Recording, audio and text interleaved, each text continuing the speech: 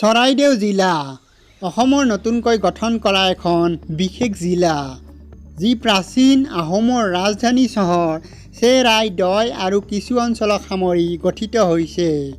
2015 চনৰ 15 আগষ্টত তেতিয়াৰ মুখ্যমন্ত্ৰী তৰুণ গগৈয়ে শিৱসাগৰ জিলাৰ চৰাইদেউ মহকুমাক আন 4খন মহকুমাৰ সৈতে জিলাৰূপে ঘোষণা কৰে। জিলাখনৰ সদৰ স্থান সোণাৰী। চৰাইদেউ নামৰ উৎপত্তি টাই আহোম ভাষাৰ শব্দ চেৰাইদেউৰ পৰা হৈছে।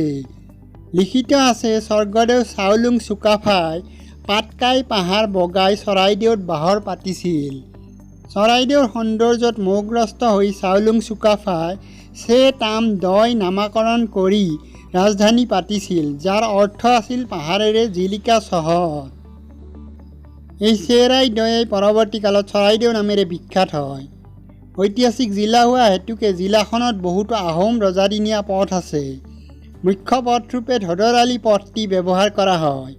ই শিৱসাগৰ জিলা, গোলাঘাট জিলা, নাজিৰা, বালিঘাট, শিমলুগুৰি আৰু নামৰূপক সংযোগ কৰিছে।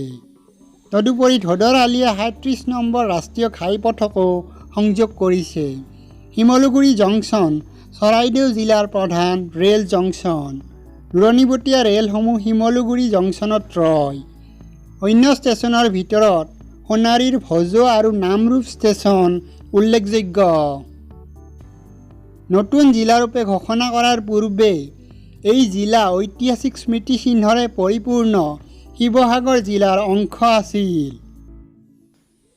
বিভাজনৰ পাছত চৰাইদেউ জিলাত আহোম সাম্ৰাজ্যৰ প্ৰাসাদ, কাৰেংঘৰ, এছিয়াৰ পিৰামিড ৰূপে বিখ্যাত চৰাইদেউ মৈদাম, সধোৱা পুখুৰী, টেঙা পুখুৰী আৰু আহোম সৈন্য প্ৰশিক্ষণ কেন্দ্ৰ ইত্যাদিকে ধৰি বহুতো পুৰণি গাঁও থাকি গৈছে।